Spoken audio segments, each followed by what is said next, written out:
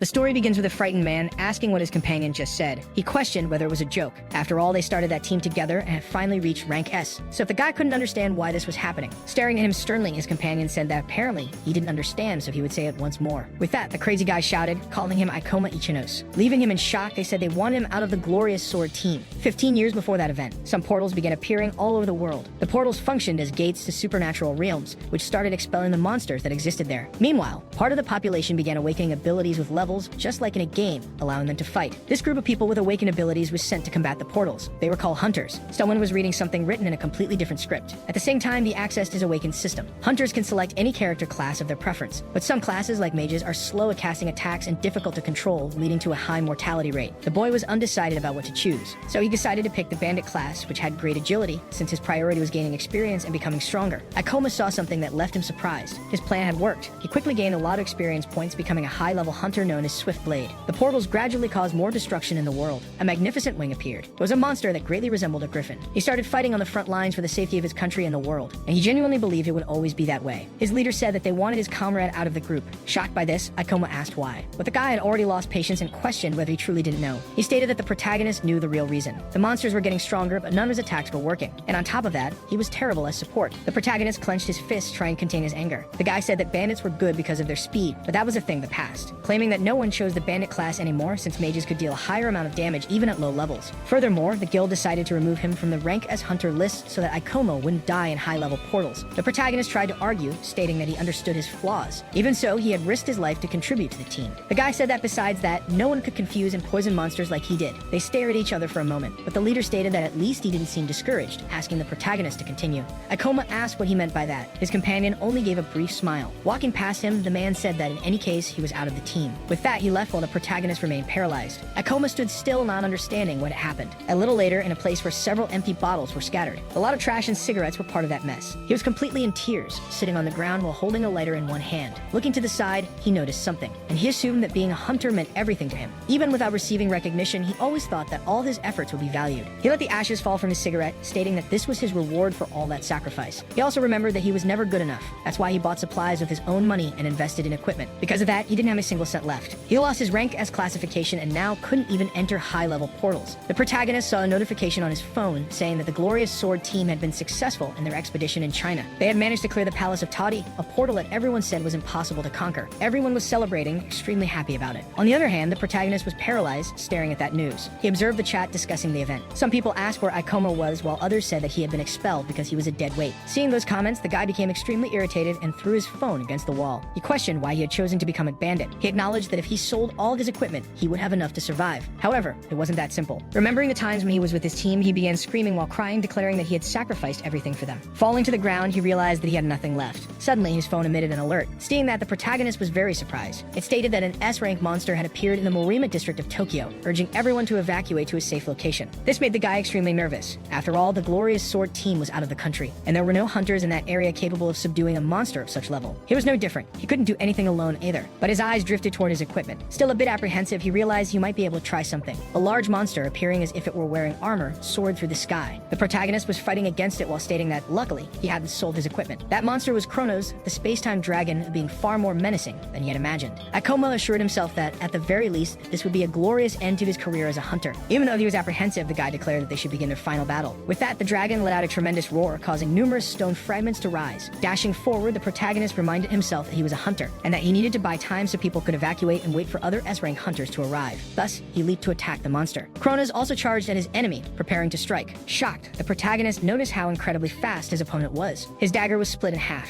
He immediately tried to dodge the attack. With great difficulty, he managed to evade. However, behind him, a massive explosion occurred. He looked on in horror at all that power. The dragon let out another roar while glaring at the powerless man. Ioma realized that if he got any closer, he would die. So he used his double-bladed scythe, Hydra. However, it didn't deal a single point of damage to his opponent. Becoming increasingly nervous, the protagonist realized that the monster was immune to poison. Unexpectedly, Kronos launched another attack with its claws. Thanks to his speed, Ioma managed to dodge, though with some difficulty. He admitted to himself that he couldn't win this way. After all, he would have already died if not for being a bandit-class fighter. Even so, he was cornered, with nowhere to run. This was his only chance. He grabbed a rope with a blade at its tip and began spinning it. Then he launched it at his enemy. It was a klepto claw used to steal items from the target. He hoped the monster had something useful, something that might give him a chance to fight back. His eyes gleamed as those enormous claws came straight for him. The strike was so fast and powerful that it completely destroyed destroyed his equipment. Even injured, the protagonist laughed, saying that apparently this was it. Lying amidst the rubble, covered in blood, he wondered if this was truly his end. His vision blurred with pain. He could barely see anything. And after a life spent saving so many others, this was how it would all end for him. He wished he had a chance to start over.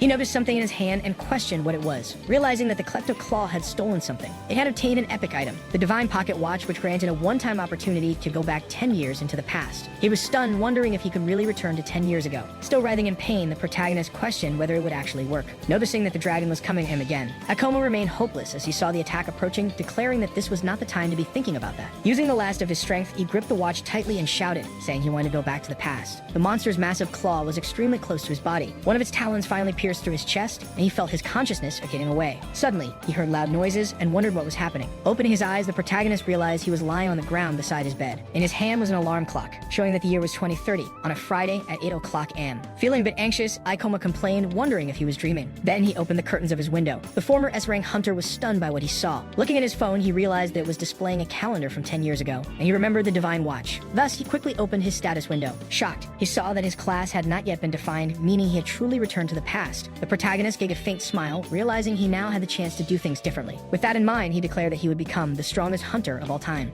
A man mentioned that people were saying there had been deaths there, warning that they should restrict service entry into the portals. The protagonist watched this video while brushing his teeth. Another older man stated that every year the number and strength of monsters increased, and sending powerless people in would only result in more casualties. Akoma confirmed that the watch had truly sent him 10 years back in time. He remarked that at some point people had stopped debating this issue. After all, it became clear that everyone had to learn how to protect themselves. Knowing what would happen in the future would be extremely useful. Aside from him, no one knew which monsters gave the most experience points or where to obtain rare items. However, he preferred to choose a class first, and to do that, he needed to reach level 10. There weren't many portals for low-level hunters, especially those without a class.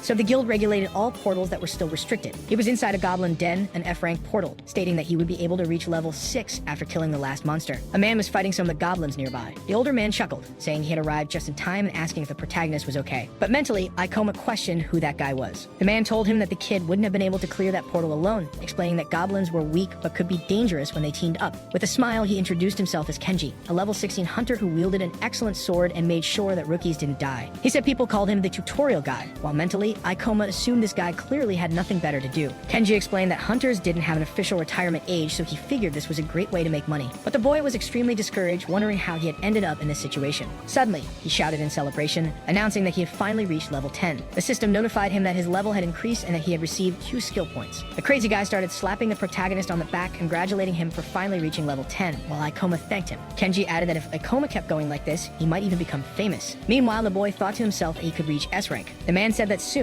Ikoma would be able to select his class, and that he could count on his help if needed. The protagonist remained thoughtful for a while. Each class came with a unique set of abilities, which could be acquired by spending skill points. The old man suggested the swordsman class, since that way the kid could attack enemies just like him. But considering Ikoma's agility, the bandit class would also be a good fit. However, he grew curious when he noticed that the boy still hadn't chosen a class. Kenji asked if he didn't know how to use skill points. He questioned whether no one had told the kid to start with the mandatory skills, light steps and fortitude. These 2 skills were responsible for increasing a person's physical attributes. They were considered essential for beginners, as most hunters initially had no means of defense. But since his goal was to become the strongest hunter of all time, he couldn't afford to waste his skill points on such things. So he only needed 1 skill. As he made his choice, Kenji tried to stop him, begging the boy not to choose that. The man began to rant, saying that damage resistance skills were useless. Not to mention, Ikoma would never find any use for fall damage resistance. Then the system notified him that he had acquired fall damage resistance. The old man asked if Ikoma was afraid of heights and warned him to be more careful when selecting his next skills. Even more shocked, Kenji watched as the protagonist used 10 more skill points to upgrade his resistance to level 2. Losing his mind, Kenji saw Ikoma evolve it to level 3, using 15 more points. Devastated, he muttered that he couldn't believe the kid had wasted all his skill points on fall damage resistance. He declared that now the boy had only 2 options, either become a swordsman or remain a civilian. But the protagonist assured him there was another option. This shocked Kenji to his core. Ikoma chose the Gravity Master class. It was a hidden class that only appeared when a player spent all the skill points earned from levels 1 to 10 on fall damage resistance. For a long time, no one knew about it due to its activation requirement, but even after its discovery, many people still didn't choose it. Additionally, manipulating gravity was extremely difficult. But Ikoma had also been an S-rank hunter before, so he knew that this was the best class in existence. The old man shouted, ordering him to stop. After all, this would turn the boy into a mage. He insisted that Ikoma could still cancel and choose to become a swordsman instead. But Ikoma assured him that this was what he wanted. With that, the system notified him that he had acquired a new class, along with gravitational abilities such as manipulation and magic. Seeing that he had succeeded, the protagonist began to celebrate. He shouted, declaring that he was finally a mage. This time, he would become a powerful S rank and never have to suffer that humiliation again. Kenji remained becoming somewhat nervous as he watched the rookie. He called out to the boy, stating that he didn't seem to understand that the mage class wasn't as cool as he thought. The old man explained that mages were more vulnerable and their mortality rate was much higher than other classes. He even suggested that perhaps the kid should reconsider being a hunter altogether. Seeing this, Ioma mentally noted that he had already expected this reaction since people tended to believe that other classes were better. Suddenly, Kenji's expression turned to shock as he began screaming,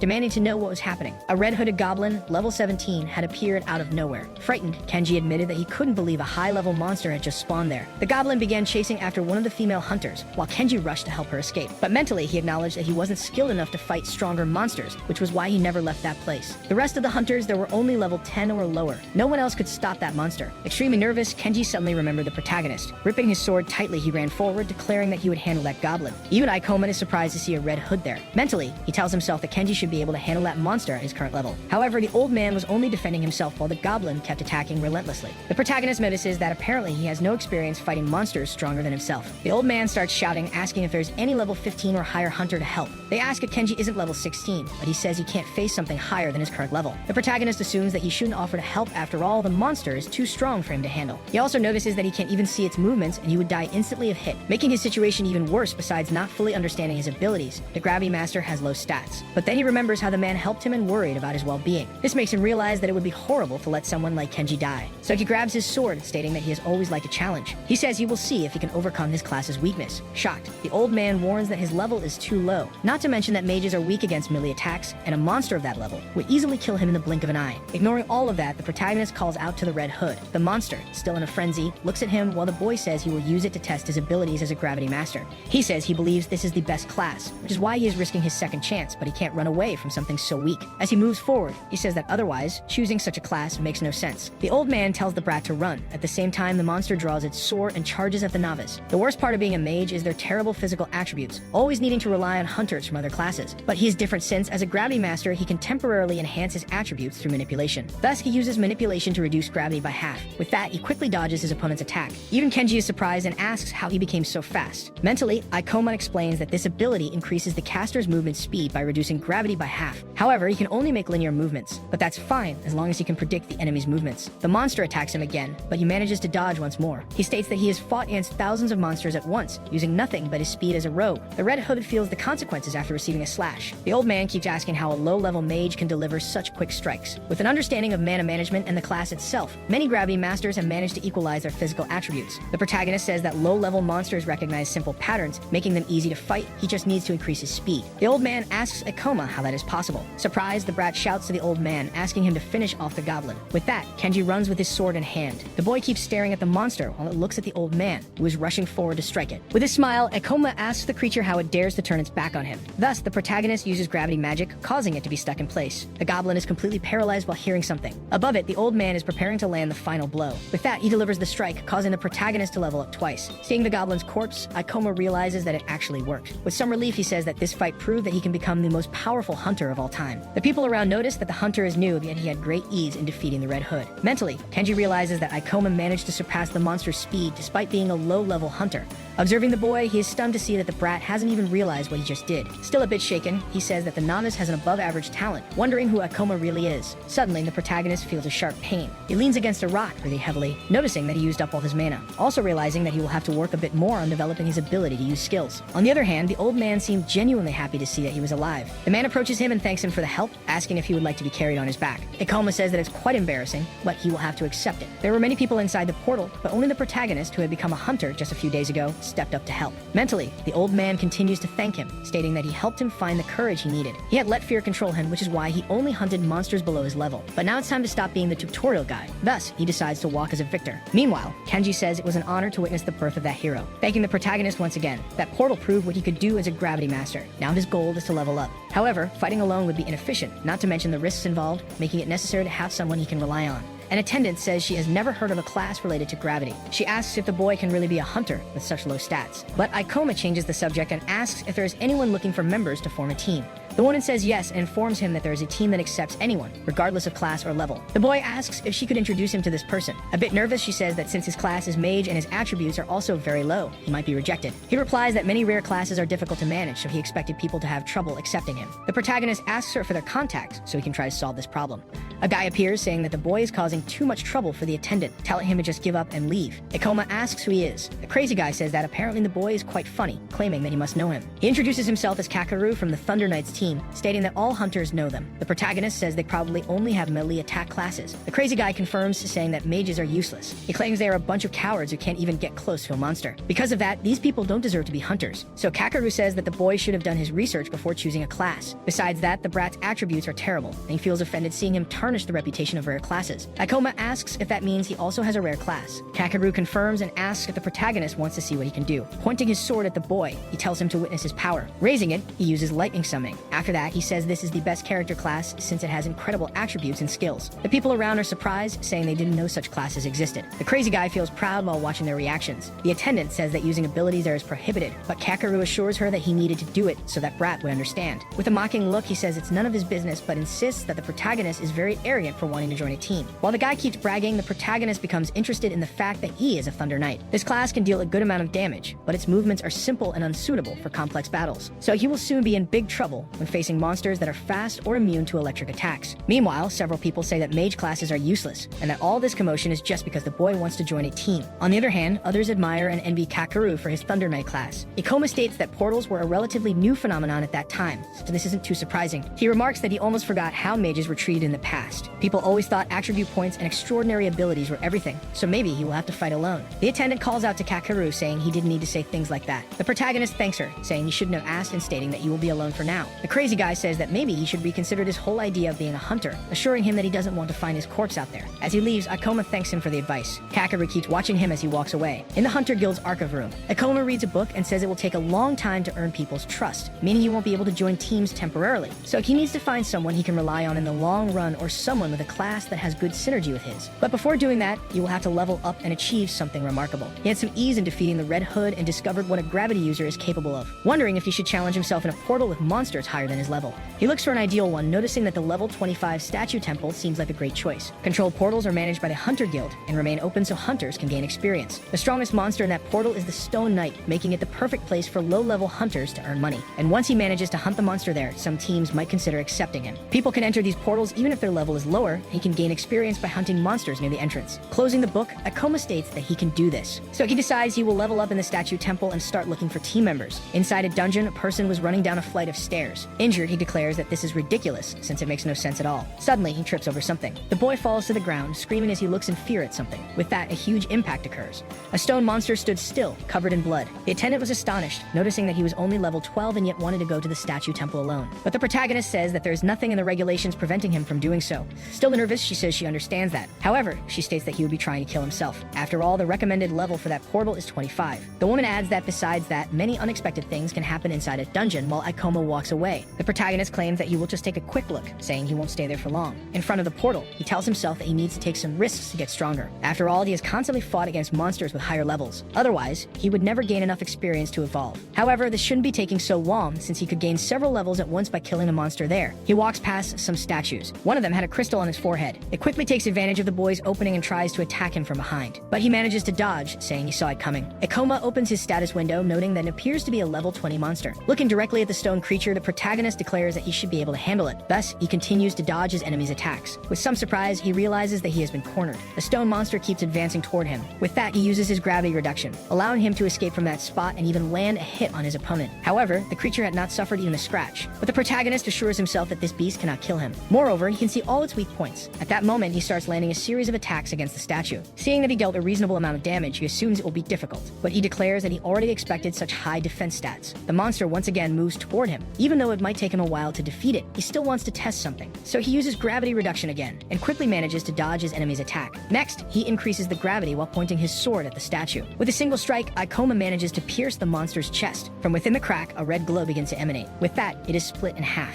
He explains that he made himself lighter to increase speed. Then he self-accelerated with gravity toward the impact point to increase damage. This combination made his attack much more powerful. Just as he expected, he gained several levels at once, claiming that it's best to use them immediately. While opening his status window, he says he already has something in mind. Still thoughtful, he says he can only upgrade one skill with the points he has, so he decides to go for gravity manipulation. Thus, he confirms it in the system, causing his manipulation to evolve to level 2, allowing him to control the gravity acting on his body. He is satisfied with this result, realizing that he can now control the direction force of gravity, noting that he might find a good use for this. But in any case, the real reason he came here is for the demon stones. This is the core of the monsters, which will serve as proof that he killed a stone knight. Even though they got what he came for, he still has a lot of mana left. So he looks back, searching for more enemies. Seeing that there were several others, he decides to hunt a few more to test his new ability. Suddenly, someone summons a lightning bolt and destroys one of the statues. The Thunder Knights group was hunting in that same portal. One of Kakeru's companions says that he is impressive after all. He defeated one of the monsters with a single strike. The girl says that the stone knights seem to have resistance to electricity, but his skill was superior. The guy says it was way too easy and asks if all controlled portals are like that. Laughing, he says that now it's taking longer to level up, suggesting that they should go to a portal with stronger monsters. He steps on one of the stones that was still burning. For some reason, the man does this while saying nothing. His companion asks if he doesn't think he was too harsh on the boy from the guild, but Kakeru assures her that someone needs to teach these people where they belong. The guy says he actually did the kid a favor since he could have died. Even though it was a bit tough, it was to make him aware. After all, someone needed to say it. His colleague says he didn't seem to have that intention. Suddenly, they hear a very loud noise coming from another room. Drawing his sword, Kakeru asks if it's the same monster. His friend says that space is taller than the previous one, but the guy says it doesn't matter after all. Some monsters are a bit bigger than others and nothing more. However, a giant stone warrior appears. Both of his companions are startled, asking what that thing is. Excited, the lunatic says that things are finally getting interesting since that is a level 30 statue. It is taller than the other monsters that came before. His friend, frightened, states that they cannot fight against a level 30 monstrosity. Indifferently, Kakeru says he has been thinking about something lately, claiming that monsters at his level aren't fun because they are too easy. Since the Thunder Knights are much stronger than other hunters, he wants to try going against that stone knight. The monster raises its weapon to strike. With the impact, the ground begins to crack. His companion asks if he's sure about this, but Kakeru says there are 3 of them. Grabbing his sword, he says that this is one of the big ones and has a high level.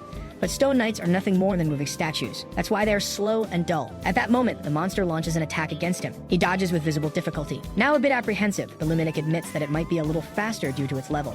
Jumping toward his enemy, he says that in any case, he can still expose the statue's weakness after attacking it. With that, he strikes the monster with his lightning sword. Getting nervous, he says that apparently things have gotten a bit more complicated since its defense is also higher. The stone knight quickly prepares its massive sword again. Without hesitation, it delivers a powerful blow. Activating his Thunder Knight power, Kakeru convinces himself that he can block the attack and escape its range. Suddenly, the statue moves extremely fast. Because of this, the man is struck and his chest is slashed. Lying on the ground, he questions how something like that could be so powerful. Extremely frightened, he says that only a few items exist at levels higher than his, but apparently, this is on another level. His companion calls out to him. Terrified, the man warns everyone not to underestimate the enemy's strength. But before he can finish his sentence, the statue is already heading toward the girl. With great difficulty, she manages to block the strike with her sword. Her other companion calls out to Karen as she is thrown back. However, he is also struck in the stomach. The force of the impact is so great that he even spits blood. Seeing both his companions lying on the ground, Kakeru becomes even more terrified. Panicked, he complains about what is happening. Looking at that massive monster, he wonders if it has always been this intimidating. Summoning his power, he says that in any case, he is special. With that, he unleashes a massive lightning attack against the knight. He claims to have put all his power into that lightning. Losing almost all hope, he watches as the statue simply breaks the sword in its hand. Helpless, he can only watch as his sword is split in half. Desperate, he quickly jumps back.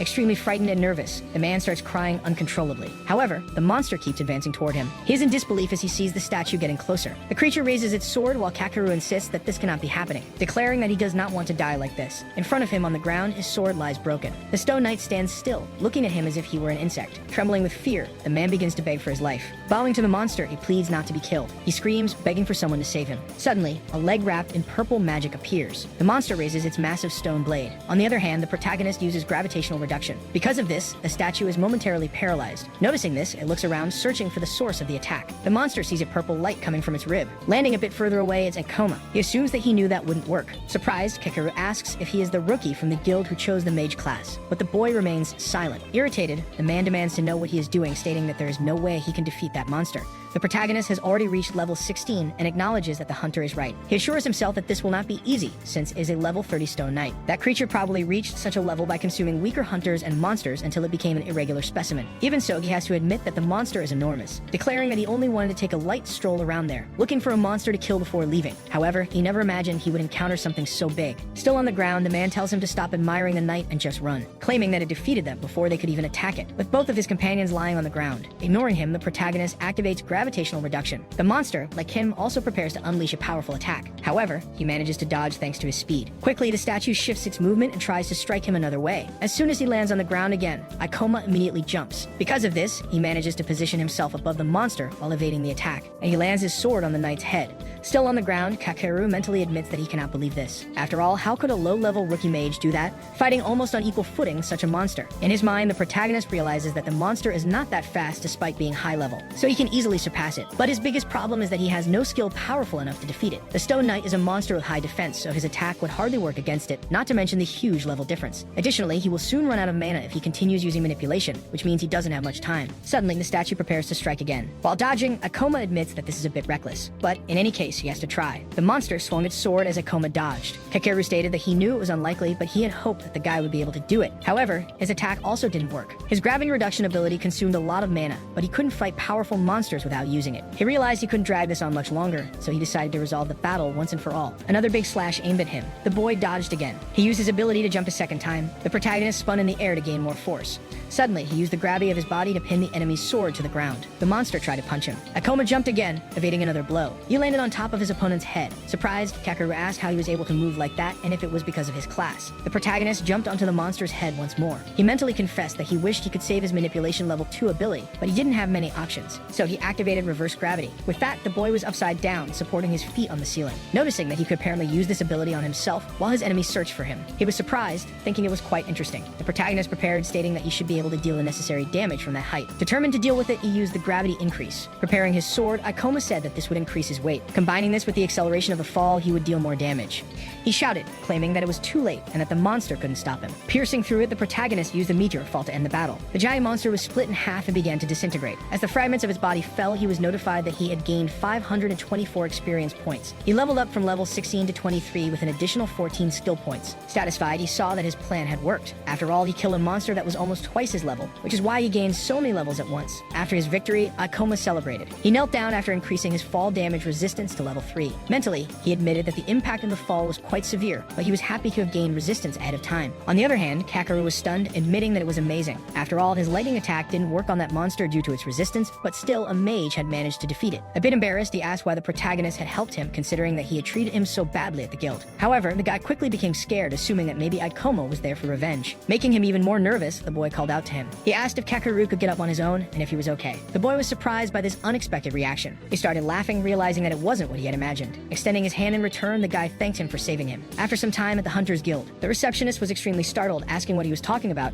asking if a level 30 Stone Knight had appeared. Even more shocked, she asked if the protagonist had really defeated it. He simply confirmed without giving too many details. She stated that it was impossible since he had just started and was alone. Picking up the demon stone from the monster, he asked if that was enough proof. The receptionist said that a core that size could only be from a level 30 monster or higher, and even though it was hard to believe, she would register it. She asked if the boy wanted to exchange the stone for money, noting that it should be worth around 200,000 yen. But the protagonist said that at least for now he didn't. After all, he needed it to prove his abilities. Suddenly, someone called out to him. It was Kakeru, who said he had been looking for him since he wanted to thank him once again. He said that he also had a big offer for him. Opening his arms, the guy asked if he wouldn't like to join the Thunder Knights. All the hunters around were surprised by the fact that the Rising team was inviting someone. Seeing the core in his hand, people started talking about how Ioma must be incredible. With a smile, the guy said that it was his lucky day, assuring that it was rare for him to be receiving such a favor.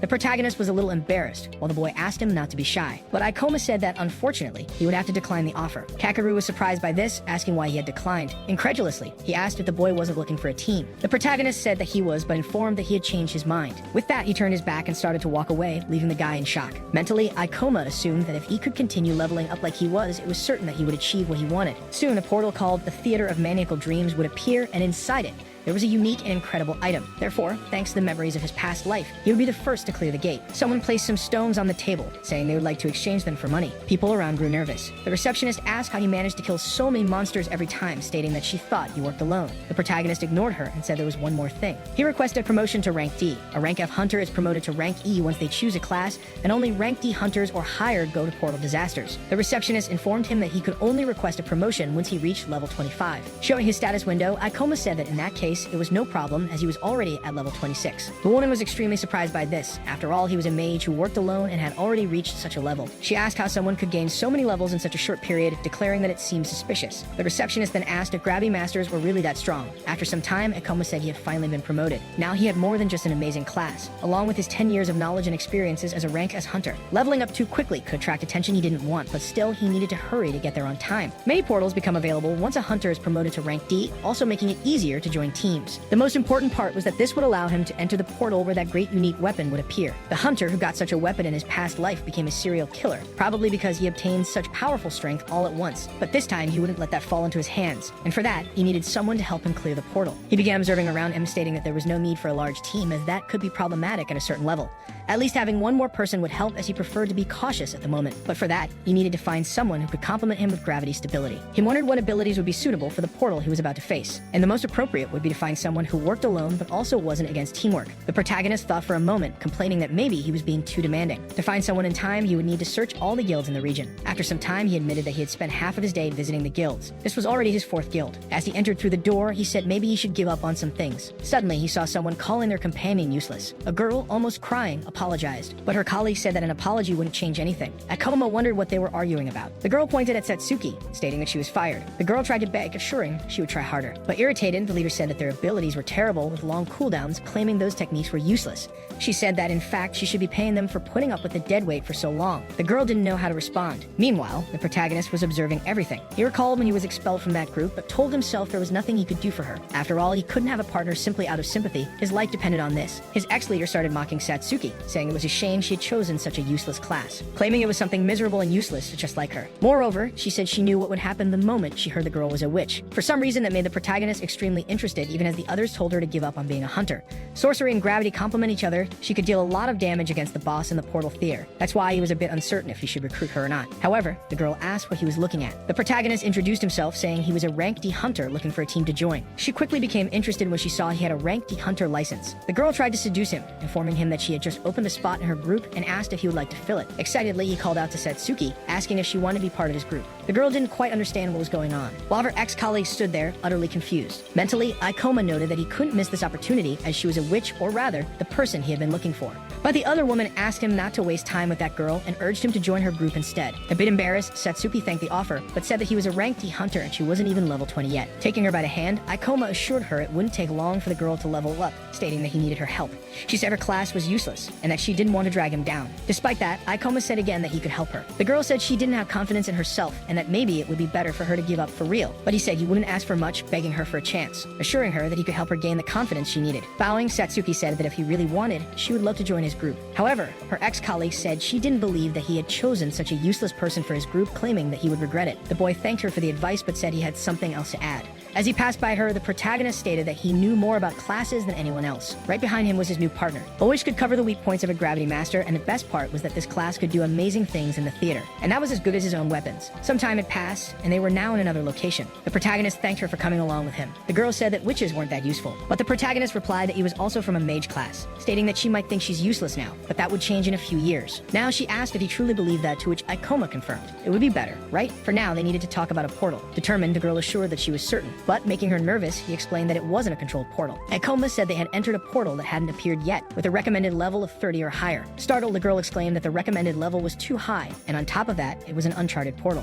Uncharted portals are those that haven't existed long enough for someone to analyze them. Extremely nervous, she said that she was still at level 17 and that her class was terrible. But the protagonist asked her not to worry, assuring that nothing would happen to her since he would fight alone. In his past life, he had read all the available records about portals. That's how he was able to devise his strategy to eliminate that theater. He declared that the two of them could easily clear the portal, saying that the girl just needed to trust him. He felt bad for dragging someone into this, but he needed to protect that weapon no matter what. Satsuki asked how the protagonist knew about a portal that hadn't even appeared yet. Ioma said he couldn't reveal all the details, but to summarize, it was all thanks to a rare item. She said she didn't believe it. After all, there was no way an item could predict a portal so far in advance. Suddenly, everyone's phone started notifying an alert. Nervously, she grabbed her device to see what it was about. The protagonist did the same. Everyone was talking about the portal alert, especially since it was near the Sikyo district. Satsuki asked if this was the portal he had been talking about, but the protagonist already said they would begin the next day. He explained that probably no one would be able to clear the portal in a week, but after killing the boss, one would get a reward. After some time, they were already searching for the portal, while the girl asked if Ioma was sure. They realized that the portal eradication ministry had already set up at the location. Suddenly, a woman ran up to them asking if they were hunters. She asked both of them to report any information they found about the portal, such as its layout or the abilities of the monsters. However, their safety should be their priority since there had been many deaths in uncharted portals. They told her that the ministry could count on their help.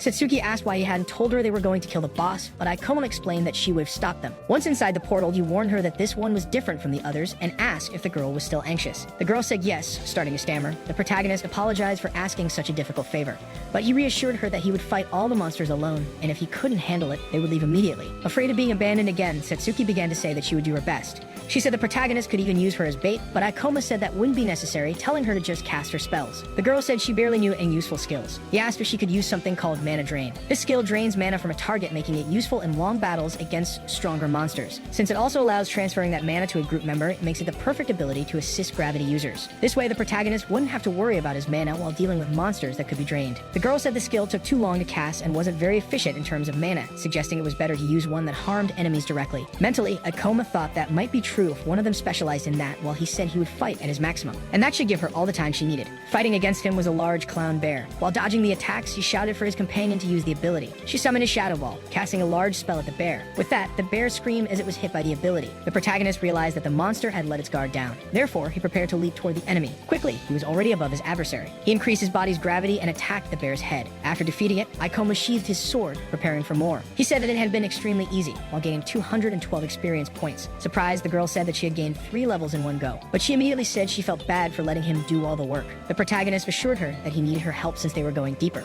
Furthermore, they were a team, so she needed to evolve. The girl asked if they were really a team. She said it felt very different. After all, it never seemed real when she was with Awa. Smiling, Satsuki then said she would try to be more useful in the next battle. On the other hand, Ioma asked her not to overdo it. A bit nervous, he reassured himself that they would be fine, and that they would defeat the boss and secure the rare items. A man named Kaoru had obtained that item in his past life. He used it to become the worst criminal in Portal history. You can be sure the guy never gained power later in the portal, so they probably wouldn't find it. After all, 2 days had already passed since the theater opened. Meanwhile, a man was fighting. He tried to hit someone with his hammer, but the person dodged. The guy started laughing. Using a skill called Life Deleter, he managed to deal a fatal blow. His loincloth was covered in his adversary's blood. As the man's body collapsed, Kaoru said the guy should have known better than to pick a fight with him. He noticed that he had leveled up again. The crazy guy said that those losers had given a surprising amount of experience points. He said that humans don't fight each other, so they're much easier to defeat and kill, already being at level 36. Back with the protagonist group, he was using the gravity increase. Ioma summoned a dark ball in front of him. With that, he threw the clown from the box to the ground. Embarrassed, the girl said that even after casting spells behind him for a while, she had gained many levels, now being at level 22. She said she felt like she achieved so much without doing much, claiming that he probably would have done all of that alone. But the protagonist replied that it was only this easy because they hadn't encountered a powerful monster yet, as these monsters have simple patterns. Reaffirming to her that the witch class is powerful, the girl repeated that it didn't seem like it. Changing the subject, Satsuki asked if they were going to leave now, as he had already used a lot of his mana. After all, her mana was almost depleted. He said he was using gravity manipulation to increase his attributes, and that was the cause of the exhaustion. The girl mentioned that the guild advised them to leave once their mana drops below 50%. With a smile, he said it was time to test something. In front of them was a clown goblin. The protagonist asked if she was ready, informing her that they would begin. Immobilizing the monster, Ioma told her to use the mana drain. The girl didn't know how to react to this. Tying up monsters and draining their mana would allow them to generate a lot of mana. Afterwards, she could use the ability on the protagonist to transfer the mana to him. The girl said she understood but asked him to at least cover the monster's face. Ioma replied that he couldn't do that without using a skill. Stating that there was no other option, Satsuki began using her mana draining ability. The protagonist said that now they could, while the girl lamented the poor monster. It was lying on the ground after being cruelly defeated. The girl said she was going to transfer the mana now, but Ioma asked why she was blushing like that, telling her not to make it weird. She began transferring the mana to her companion. The protagonist noticed that his mana went from 16 to 25. The girl admitted that it wasn't as efficient as she thought it would be, as it took a long time to gain just 9 points. He said that was exactly why they would drain the mana from 6 more goblins. The girl was startled by this, asking if they were really going to do that, but the boy said it was a great opportunity to level up. After a while, he struck a cut on one of the monsters. The protagonist said that was the 6th and asked how her mana was, to which she replied that it was almost fully recovered. Satsuki's level went from 20 to 22, while Ioma leveled up only once. Excited, the girl said they could continue leveling up and exploring like this. But Ioma said that if they took too long to recover their mana, it could cause accidents. Even so, he could fight monsters like that all day, ensuring they would never lose to them. Opening her status window, Satsuki said she had gained many levels in just one day. She stated that this was completely different from all the other portal expeditions she had been on, since the guild always taught them not to face monsters beyond their level.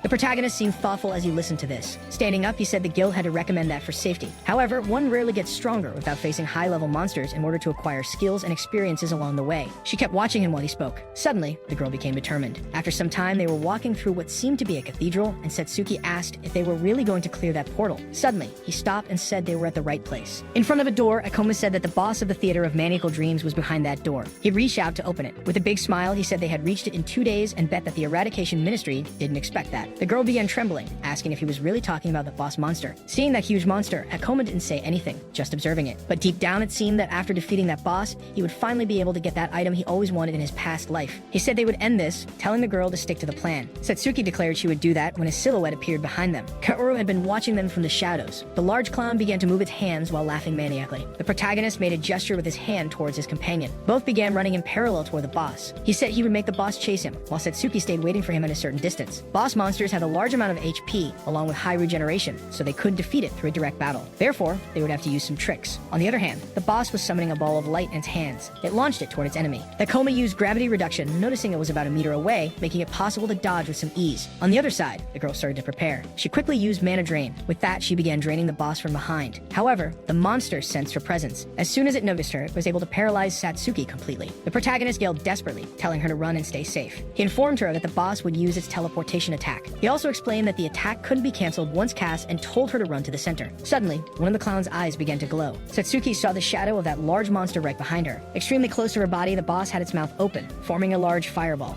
Quickly, it launched the attack at the girl. However, the protagonist rushed toward it, saying he was still there. The monster continued laughing maniacally. On the other hand, Ioma managed to cancel out the fire attack. As she saw that, Satsuki assumed that attack was extremely fast. The protagonist said it was better for him to get away for now, jumping back onto the clown's back. The boss's eye glowed once again, and it turned towards its opponent. It used its teleportation ability to appear right in front of the boy. Anxious, Ioma realized it had used the same ability twice in a row. Meanwhile, the giant clown was about to attack him. Worried, the girl screamed for her companion. Surprisingly, he used gravitational reversal. With that, a huge explosion occurred. The monster kept laughing, not quite understanding what had just happened. To its surprise, the protagonist was hanging upside down. However, the boss's eye glowed for a third time. Akoma said that it wasn't as easy as he imagined, but it was still all going according to plan. The girl recalled when she asked if they weren't really going to attack the boss monster. But the protagonist explained that the boss casts magical spells extremely quickly, and if they approach it slowly, they would be incinerated. However, if they attack from a distance, it will use its teleportation to quickly reach them within attack range. But this monster had a critical flaw. Back to the present, Satsuki used her mana draining ability again. The clown looked toward her. It widened its eyes, seeing an opportunity. Frightened, the girl said she was too close and that Akoma wouldn't be able to protect her. Mentally, the protagonist said it was already time. The boss extended its palm, summoning an attack. The girl simply closed her eyes, not knowing what to do. However, the monster couldn't cast the magic. Smiling, the protagonist said the boss was out of mana. Its fire attack and teleportation move required a lot of mana, and on top of that, the clown couldn't attack without its abilities. The monster simply started running. However, Akoma prepared to jump. He leaped toward the enemy. Using meteor fall, he landed directly on the boss's head. The protagonist warned that it couldn't escape his grasp. After all, it needed abilities just to move. Satsuki used her magic again, launching a ball of darkness at the boss. The monster began screaming in pain. With that, the protagonist increased the gravity and fell on top of it using his abilities. The portal boss had finally been defeated, generating 1043 experience points and also causing Ioma to level up to level 30. His companion was extremely happy that they had defeated the boss, asking what they would do next. Ioma said the gate would close soon, so they needed to leave before that. Satsuki asked what would happen if they got trapped. The protagonist told her not to rush, as the gate would remain open for at least half the day, and they hadn't encountered any other monsters. Blushing, the girl said she hadn't known that. Suddenly, the clown's body began to glow. Confused, Satsuki asked what was happening, while the boy said that he had finally succeeded. In front of him was the reward for defeating the boss, the clown's blade. The protagonist said that the blade was perfect for a gravity master, and it could even be considered a hack. Hopath gave a slight smile, seeing that it would be easier than he had imagined. The girl asks if this is the equipment he was looking for. The blade increases attack by 11 points, along with a reduction in skill activation and mana consumption. Satsuki says that sometimes the weapon's stats seem average, but the protagonist repeats that in reality, it is incredible. He explains that the stats and damage are just a bonus. What really matters to him is the effect of the item. Since it can increase the overall power of classes that heavily depend on skills, it makes the item super powerful. The Gravity Master is vulnerable when switching between abilities with a high mana consumption. That's why this weapon can compensate for his weaknesses. The girl is surprised to learn all this. In her past life, the hunter who obtained this sword reached rank of thanks to this item. Moreover, he became a criminal for killing other hunters, so the protagonist is practically avoiding an incident by taking the sword. Meanwhile, Satsuki continues to observe the blade. She ponders the fact that he can compensate for his weaknesses. Suddenly, the girl becomes extremely nervous and asks if this means he no longer needs her. Ioma insists that's not true, since the item doesn't prevent him from running out of mana, and asks if she minds continuing to work together with him. Still staring at the blade, the girl says is fine with her. Ioma doesn't fully understand, while the girl gets angry, saying that now it's a competition. He says that after gaining a few levels, he needs to spend some skill points. Since he's aiming for the top, he will immerse himself in Gravity Master exclusive skills. Still uncertain, he decides what to choose. After some time, he says that it seems good to him, increasing his gravitational magic level to 2. After upgrading his his manipulation to level 3, the protagonist notices that he gained another skill, the super gravity bullet. He acknowledges that he relied on manipulation all this time, but now the item will make it easier to use magic. The protagonist gets excited, saying he wants to test all the skills. Suddenly, someone appears, saying they apparently arrived a little late. Kaoru comments that apparently the boy has already defeated the boss. With a wicked look,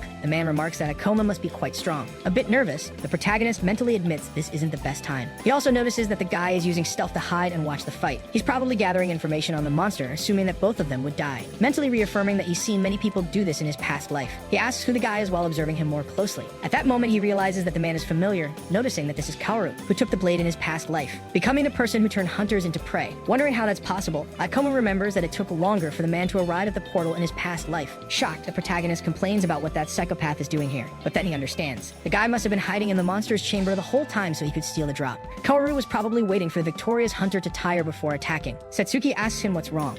Seeing the sword, the man asks if that's the loot, questioning if the protagonist managed to obtain it after defeating the boss. He then asks if he could take a look. The protagonist says of course, extending his hand. Mentally, the man calls him a fool. Looking at both of them, he says they're both naive and that he'll kill the first man. Then, he'll have some fun with the girl until he gets tired of her. As he approaches them, the psychopath says that they should be more careful. With that, he extends his hand while his eyes glow red. Drawing his dagger, he uses the life eraser skill. However, the protagonist quickly dodges. Kaoru turns around, excited. However, Ioma was already swinging the sword. Even with his speed, the assassin manages to dodge the attack. At that moment, the protagonist realizes that he lost him. He claims he wanted to hit him before he noticed the situation, but unfortunately, the guy is too fast. While his companion looks shocked, he is forced to admit that Kaoru is much stronger than they are. The assassin admits that it's strange, asking the boy how he figured out what was going to happen. After all, he thought he was a fool, but apparently, the brat isn't as bad as he imagined. Satsuki asks the protagonist what's going on, but he tells her that this guy is an assassin who kills hunters. He also says that since he's an assassin, it makes him fast and stealthy. Kaoru asks how he discovered all this in such a short time. Changing his expression, he says that at least this saves him the trouble of explaining things. Telling them to hand over the item, he guarantees he'll spare both of them. The protagonist also changes the way he speaks and says that the worst part of dungeon crimes is that they leave no evidence. That's why he doesn't believe the man intends to let them live. Kaoru stays silent for a moment, but he soon smiles, stating that this is good. After all, the boy is smart and also very brave, even though he's weak. Getting ready, he declares that he wants to see the protagonist coughing up blood as he walks to hell. On the other hand, Ioma shows no hesitation or anything of the sort. A little nervous, the protagonist admits that this is not good, since that is the serial killer who wiped out several hunters, the person who obtained the clown's blade in his past life. He confesses that he didn't consider the possibility that this guy could have been hiding in the portal all along. But when their swords clashed, he realized there was no way to defeat that lunatic. The girl calls him by his companion's name. Surprisingly, the protagonist shouts, telling her to stay behind him. Ioma explains that assassins are fast and deal extra critical damage when they ambush someone. That's why the guy will kill her when he gets close enough, since witches are a support class, not a close combat class. For that reason, she shouldn't get any closer, asking the girl to leave everything to him. Mentally, the protagonist acknowledges that it won't be easy fighting that lunatic alone, but he also can't let Satsuki face him. In addition to having the combat advantage, Kaoru has vast experience and abilities in battle. Moreover, the most important thing, the girl would panic if she saw the evil things he does. With that, he reuses his gravity reduction. Quickly, they clash their weapons. Even holding a unique item, the protagonist trembles. Kaoru says that he's very good with a sword. However, he warns that he has bad news. After all, the boy probably doesn't have experience in killing people. Unbalancing Ioma, the lunatic says that, on the other hand, he has killed dozens of people and would never lose in battle. Mentally, Kaoru confesses that most people panic, but the protagonist prepares to attack again. Dodging the blow, he says that people can't handle the pressure of fighting others, so they tend to make mistakes. But he feels a little apprehensive as another cut comes extremely close to his body. That's when he realizes that this kid is not shocked at all. In fact, he seems to easily respond to his movements.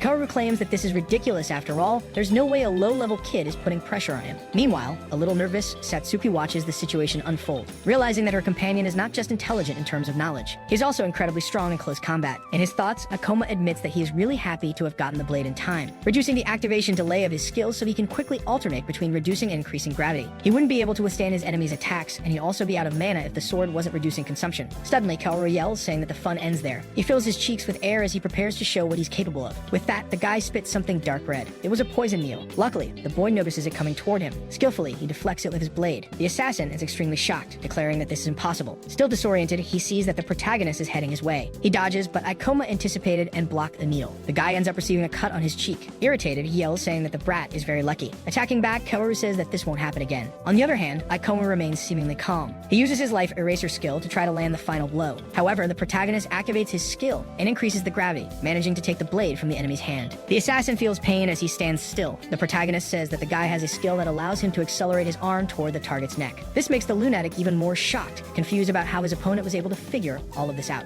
Ioma states that it's this simplicity that makes the man's movements extremely easy to predict. Moreover, he says that if it were him, he wouldn't use the this kind of ability against certain enemies. Suddenly, Satsuki starts preparing a skill. She uses her shadow sphere. Kaoru watches the attack coming from behind. He loses his balance a little. When he looks ahead, he sees that the boy is raising his sword. The protagonist quickly swings his blade, making a cut on his face. The assassin begins to scream, mumbling about his eye. Trying to stop the bleeding, he wonders how the brat dares to cut his eye. While watching him, the protagonist realizes that in addition to being able to respond to his movements, he can also deal with his tricks. He also matched his speed using gravity manipulation. His only current problem is mana. Since he doesn't have much left after fighting the boss, he will soon run out, and when that happens, they'll be completely finished. As he runs toward his enemy, Kaoru promises he will finish the boy off. Grabbing his knife again, the assassin tries to prepare himself while feeling scared, complaining about why it's so hard to deal with that kid. After all, he knows everything, from his movements to his tricks. Not to mention, he's so powerful. While seeing Ioma moving from side to side, he says that this isn't right, noticing that Ioma is heading toward his blind spot. Trying to dodge the protagonist's strike, he uses shadow steps. Getting more and more exhausted, Ioma starts to get worried. With that, he launches another cut. Kaoru claims that the boy has the advantage and wonders why there's still so much desperation. But then he begins to laugh, stating that he's glad he let him finish off the boss. He says out loud that the boy is quite strong, adding that he would have become a hero if he managed to leave there alive, stamping his foot on the ground and laughing like a madman. The guy says that, unfortunately, that will never happen, promising that the brat will die right there. Both he and his companion watch this with some apprehension. They continue exchanging blows frantically, but now the protagonist is a little more exhausted. Trying to help, Satsuki summons another shadow sphere. The attack heads toward the assassin, but he uses his shadow steps to dodge. The girl is extremely frightened to see that he managed to dodge all of them. Besides fear, she is caught up in her own thoughts, admitting that she's not being helpful at all. Watching her companion fight frantically against a stronger enemy, she realizes that even with Ioma having the advantage, the boy has started to be pressured by the opponent. The lunatic continues shouting, claiming that he loves this. Still exchanging blows, he says it's not every day you find an enemy you don't know if you'll kill or die against. He asks them to enjoy the battle as much as possible while it lasts. Ioma tries to land another cut, but the psychopath manages to dodge. The protagonist is getting more and more nervous and anxious. Taking advantage of the weight of his sword, the boy uses his leg to try to land a blow. He manages to hit an attack on the opponent's chin. The guy gets even angrier, but quickly tries to distance himself. Kaoru says that apparently he has many tricks up his sleeve.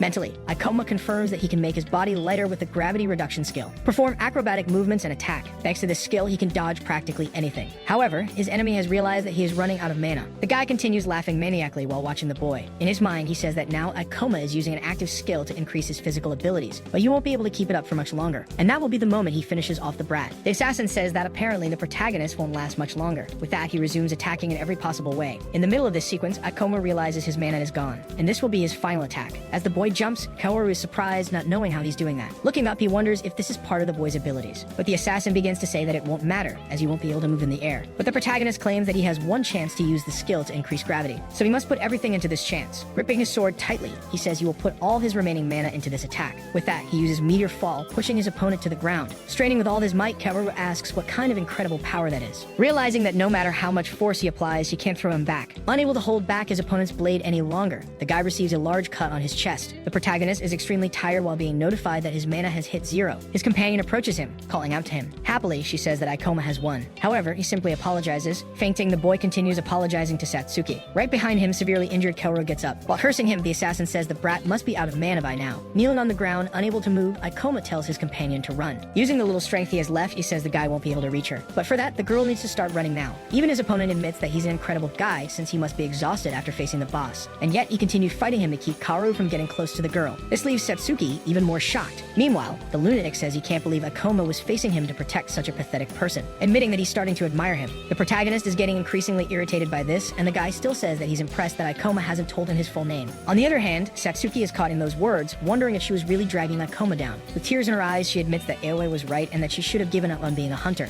After all, her companion would never have lost to a guy like that. Remembering when he saved her, the girl mentally calls for his help again. Suddenly, something changes in her. The girl has a different expression, and the air around her seems to change. The protagonist states that he would never tell his full name to worms like Kaoru. The guy says that's a shame, claiming he really likes him, declaring that he is the first person he truly admires. That's why you will remember his face. Raising his dagger, he prepares himself. Surprisingly, the girl summons another shadow sphere. Even the assassin feels that this one is different. He starts to dodge, saying she won't hit him with that. But suddenly, he feels pain. Satsuki has struck him with her staff. The guy curses the girl mentally since he's already badly injured. Moreover, she attacked from his blind spot. The girl runs toward her companion, while Ioma asks what she's doing, reminding her that he told her to run. Using some ability, Satsuki says she will never run again, since he convinced her that she has the power to make things work. With that, she uses mana transfer. Thus, she manages to restore some of his strength. Seeing all that energy, the assassin doesn't fully understand what's happening, but he screams, warning that he will kill her first. Quickly, the guy activates Life Eraser. Ioma looks directly at him, but she shows no fear, only a certain indifference. The protagonist thanks her for saving both of them. He is now in his his feet and has stopped his enemy's attack. Ioma starts to recover some of his mana. Shocked, Kaoru wonders if his opponent has already recovered enough mana to use that ability again. The guy says that this is beyond the limits, but the protagonist says that from the beginning, they were a team. This was even before he ambushed them. Moreover, he recovered his mana while Kaoru continues severely injured, declaring that now he wants to know who will win that fight. Quickly, he attacks his opponent again. The Lumetic gets scared while trying to dodge. However, the protagonist doesn't give any openings and increases his strength and speed. The guy claims it's not over yet and begins to use dark magic, summoning a red circle in front of him. Satsuki prepares to face it. However, Ioma tells her to stay still, and surprisingly, he summons his gravitational magic, telling his enemy that his magic is too slow to use against opponents, and that in his past life he used the clown's blade to compensate for the delay in casting such an attack. Seeing that Kaoru says this is his end, a large black sphere, extremely similar to a black hole, heads toward him. Hey everyone, did you enjoy this story? I really liked it. If you want to follow the next part, make sure to subscribe to the channel and leave a like. See you in the next story, guys.